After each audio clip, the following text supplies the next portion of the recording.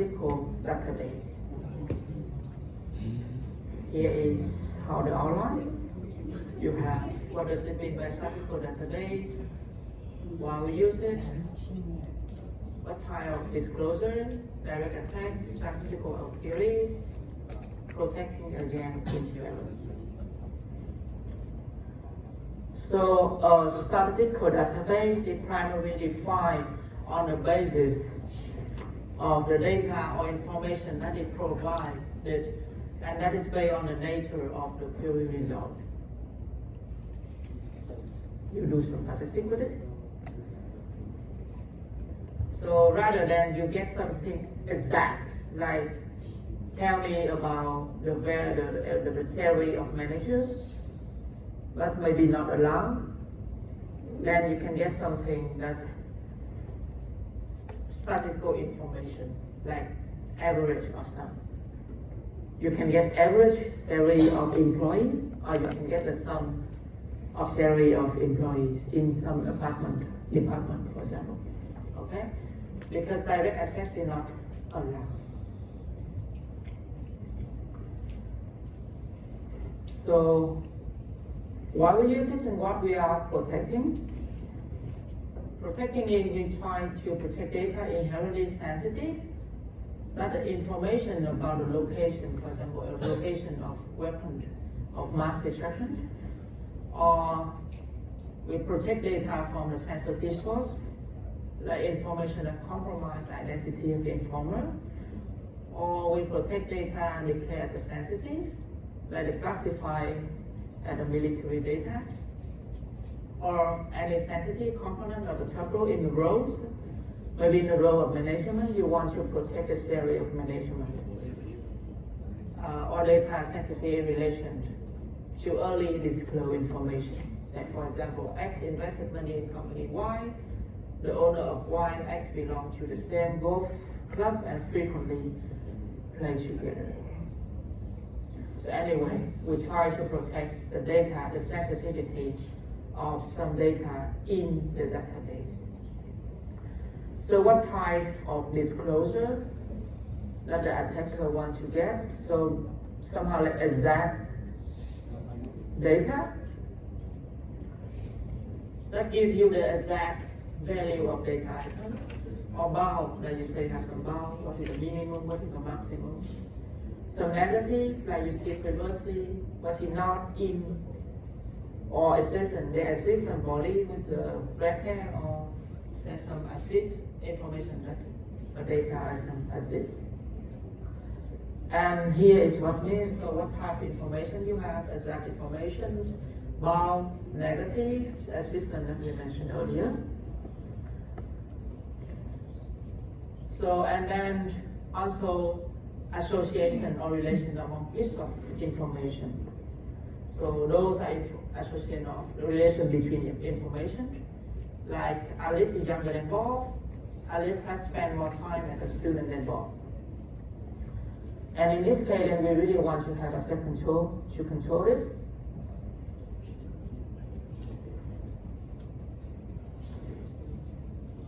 So, and it isn't simply a matter of not letting people to get access to certain entries in the database.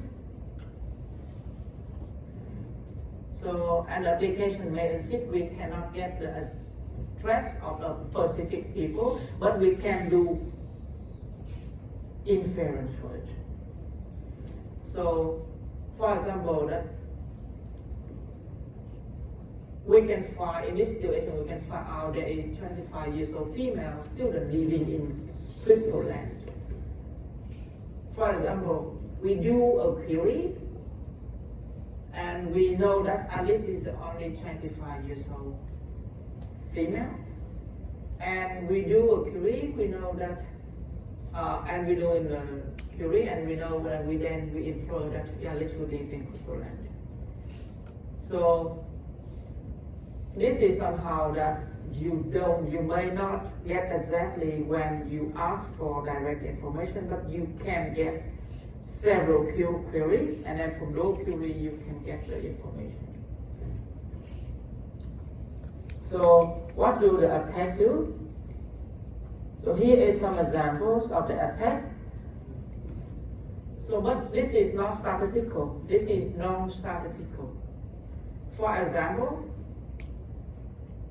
this is a query from the attacker. He wants to ask about the name of the employee where the salary is between 50,000 and 100,000. So if we name a full file, then he may try to smaller the interval. So you have the interval.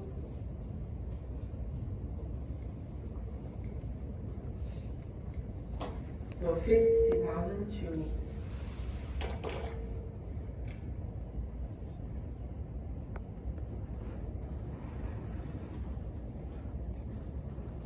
and if you find 3, then you reduce it to 75,000 to see if someone is in this interval.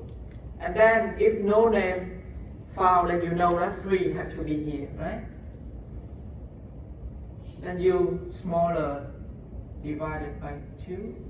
So you ask in this interval or not. If they're no, then you know that it's in here, and so on. You can do it until you can get the exact.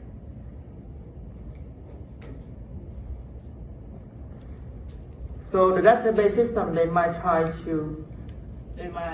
enforce a consistent constraint. For example, if the manager again the salary will be between 100 and 200,000, and there you may have the sequence of input statement as well. So here is some subsequent query that you may try to query about the constraint there to review about the managers. So this is selected column from employee web positioning managers. So they will give you indication how much money the company will spend on the manager salaries. So this is one query that it can give you information about the salary that's spent for managers. So COW is just some aggregate function, and there are some others, like some average min max, and you can use it to queries. Okay, and there's others function as well. So you see the rank and so on. So there's a lot of aggregate functions that you can use to query. And what's the statistical query? So previously we say that this is non-statistical. What is statistical query? This is the query statistical. Select some function that we see previously, average, count, sum, or so on. Form relational table where query predicate group by attribute list. So we see average function, and the query predicate are predicate that determine the tuples in the row that used to compute the function. Okay, so maybe we go to some example, and the tuples that matching the query predicate, they form a query set. Here is some examples. So here is the schema that you know before. Employee, you have a schema, and those are attributes. Then the query with the statistical can be at the following: select average value salary. So what do you get from those?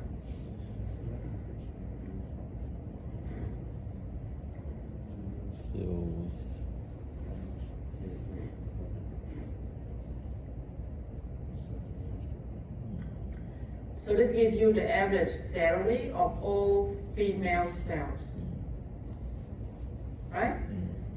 And similar to this, it gives you the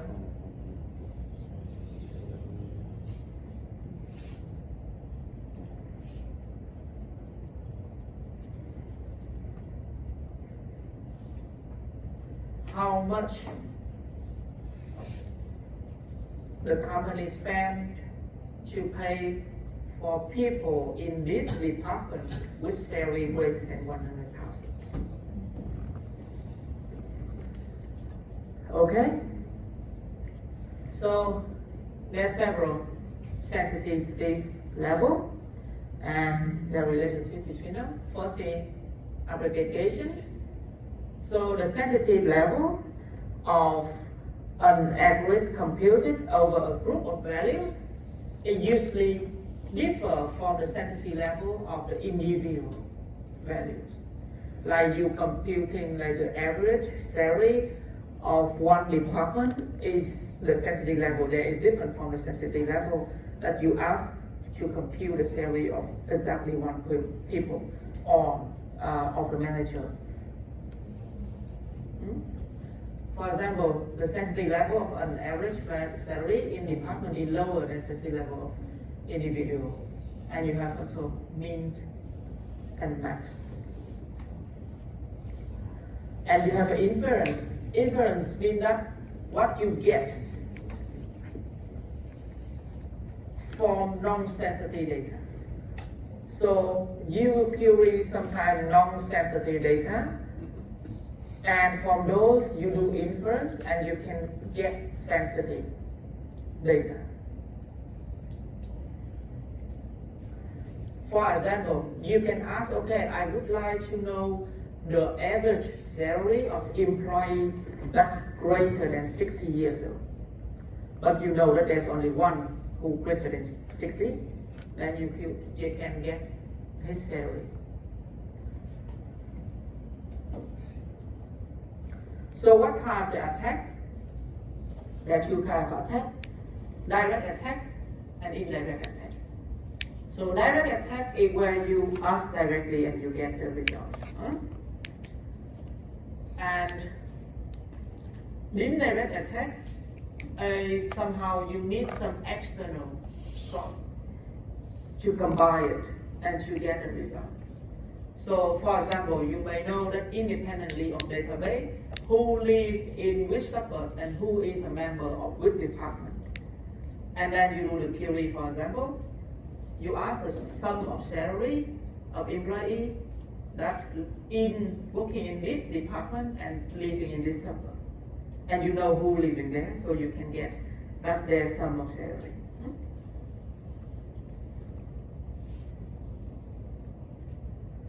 So another example is the following. You know that Mary is the only female employee in the security department. So you query this one, sum of salary for employee where department is security and gender is female. So this will automatically give you the Mary salary, right? Because Mary is only one.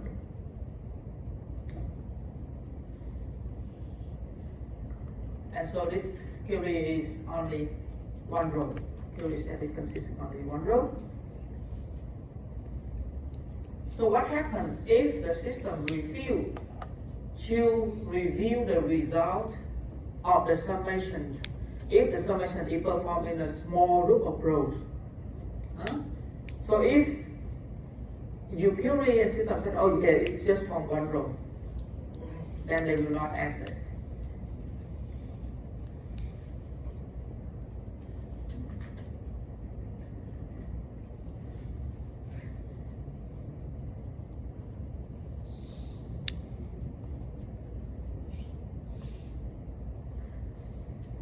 We can still construct an attack.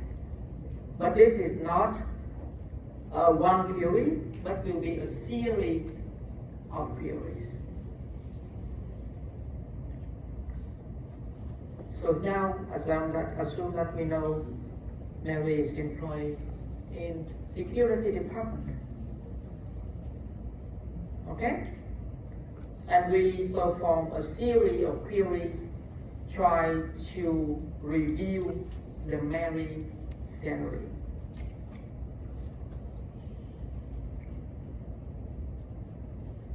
So for example, if you do this, I ask how many people are there in security department.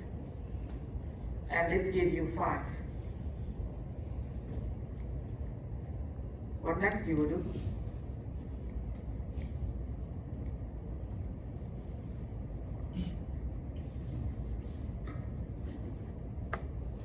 What next you will do?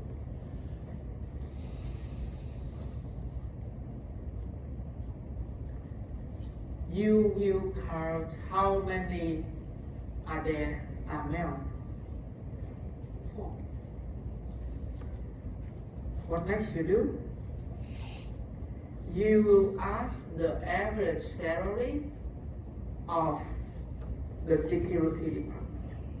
And this gives you the average salary for 5 people. So what will you do next?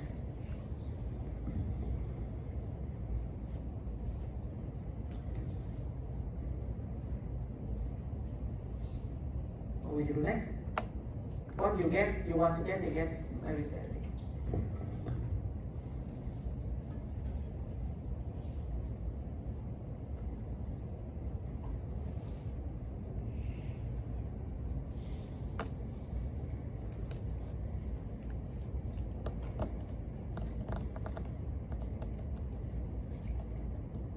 You ask the salary of the male one. Okay, and it gives you 38,000. From here, can you get the marriage salary? Yes. So you can get the salary of married. Easy, huh? So lady get more salary than male. Okay, so this is a series of the query that we use to get some sensitive information that the system may not allow us to do. And in order to do it, then we need to create a tracker for attack. So tracker is just some procedures for you to do the attack. It's just a sequence of query that allow you to get some information that you need. And then, using the tracker, you can produce a series of some algebraic relations, contain variable corresponding to particular query result. For example, here, this one you have an algebraic relation, and then you can get the final one. So this is one series of queries, and this is what called a tracker. Okay. So here is examples. If we know that name subtricks usually uniquely identify the employee,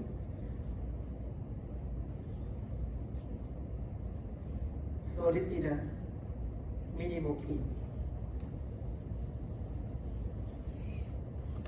Then we can find the salary of any employee in the following. Okay? What will you get after this?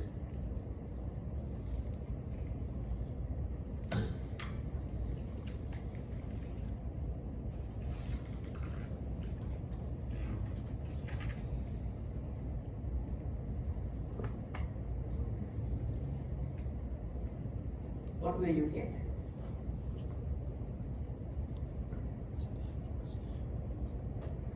What you get here is the sum. You should look at the statistical function, right? The sum of salary of managers and John. Right? Here, name, subword, and street uniquely define one employee. So this will be John, and this will be managers. So give you the sum of the salaries of John and managers. So you will have the sum. Assume if you assume that John is the manager, then this gives you the salaries of managers. We come back to this example later. In case John is not manager later. And if you have this, then you will get the salary of John and of the employee that is not managers. Okay? For example, you get this. Then you do another. You get the sum of salary of all employees. For example, you get this. From here, can you get the salary of John? Here is algebraic relation. Algebraic relation. Algebraic relation is a series of queries, and this equals one tracker of the attack. Okay, so from those you can get easily.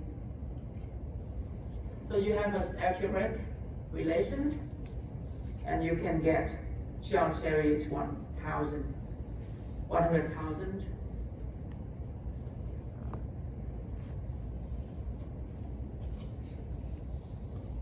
Okay?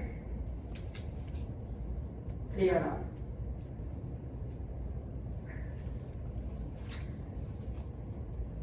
Is that clear? Or? So if John is not a manager that you see in the first query, if John is not manager, in the first query we will have the sum of manager and John, right? And if John is not managers, then we have this relation. The first is managers and John, and then John, and then John. Okay? So this is the algebraic relation. So why can't you just simply ask, instead of doing a lot of queries, you said John sub Earth and Street. Why is that? Why you just simply require query this one?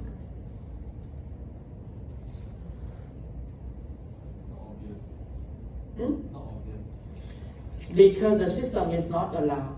So you know that the name suburb and street uniquely define the row. So this is only one row. Then you know that the system will not allow you to do query in like one row or small number of rows. And this is obviously will retrieve the salary of John. So they will not allow you to do so. So that's why you need to construct a series of query that you can extract John's salary.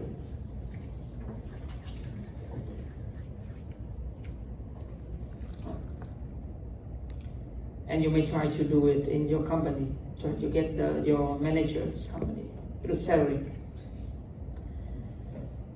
Okay, so that is basically what it means. And in the checker attack, you have a query predicate that allows you to check down information about a single tuple, single row that you have here, because the tuple here uniquely define John, identify John.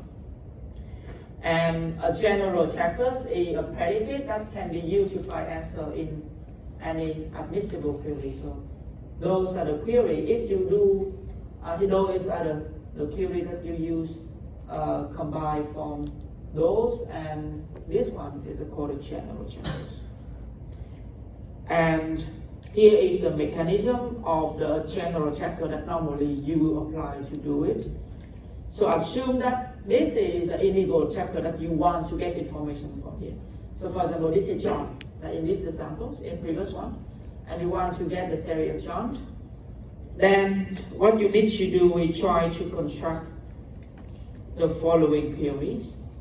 You want to get the salary of John or Alice or both. So those are three rows can accept, right? Or salary of John or both of Alice, salary of John or Eve, salary of Alice or both and Eve. And those are mutually disjoint. So they are disjoint, so there are no overlap, so they can do the query. So this satisfies the input, and you can do the query. So, and what is the output? The output may give you value V1, V2, V3, and V4. And you just use the relation they obtain. So, because the first one will give you the sum of 3, the second gives you the sum of 2, third give you the sum of 2, and they give you the sum of 2. And you have the algebraic relation. And from here, you can obtain FT. Can you?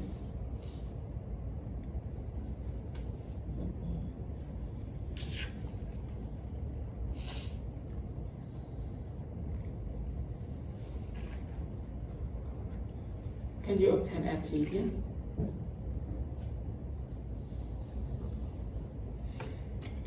Yes. You take 1 minus 2 plus 3 minus 4 and you get FT. So basically you do the query, try to make the algebraic relation among the one you want to find out and others, so that you can use those relations to find out the value that you want to. Okay, so this is inference loop. Inference is trying to use some statistical functions to extract information, and from those they try to get the information that they want. So how to protect it? So there are 2 ways to protect it. The first is try and design the database in such a way that inference is very reduced, very hard for doing inference. Or the second, they try to detect and reject any specific query or some sequence of query that would result in inference channels that you see previously. Maybe in this case,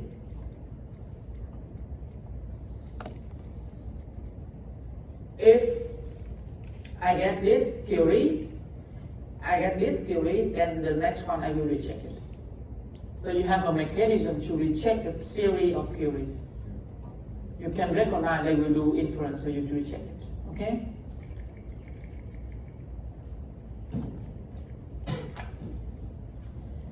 So this is protecting an inference in the desired database. You can alter the database structure by splitting the table, later you see, or you can change the access control structure with it, making fine-tune the model, but it's quite hard and maybe reduce the availability. So here is an example of how you split the table. So for example, this is from the book of Stolling and Proud, and you have a table inventory in the shop that's selling those stuff. Okay, this is the cost, department, and so on. Okay, so we want to stop item and cost being viewed together. So we create some view. We don't want it to view together. So we create a view first. We view the cost with department hardware availability. We view the item and department together. So you see, no 2 views are independent. They don't have any relationship. Okay, so you don't have any relationship between 2 views. But the database itself maintains the row order. The row order is first, the second, the third, the one. So if someone knows the structures of database, of the table, then they can determine the relation between the item and cost and recover that the first 3 rows of the inventory table. So this is inference. So another way is protect at the query level. So you have a query and you restrict it. This is database. And you respond, you can respond or you can deny. So restrict in the query. This is called query set restriction. Another way is you have a database and you do the database perturbation. You get what they call perturbated database, and they do the query. What they get is perturbated response. The last one is output perturbation. So they do the query, and before giving the output, we perturbate the output and give it to the attackers.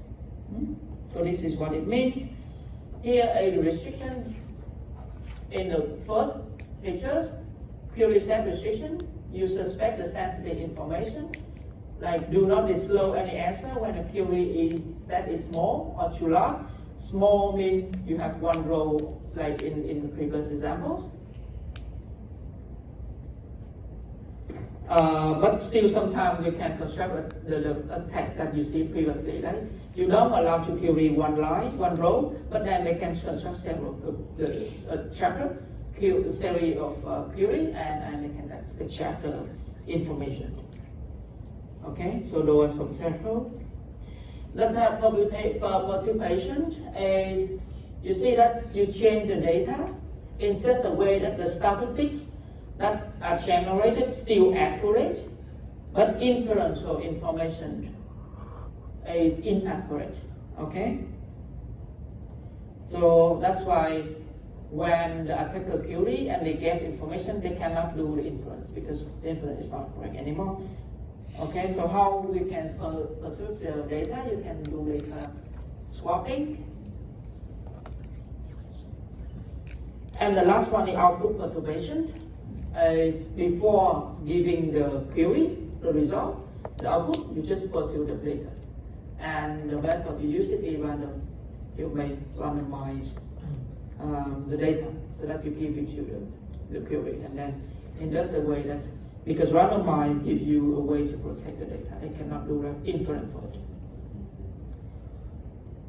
Okay, so this is the way that you may try to protect against inference, statistical inference attack. So first, try to design the database to reduce the inference, separate the relational tables, try to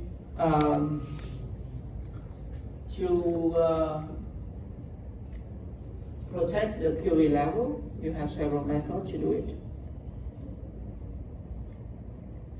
Okay? Any questions?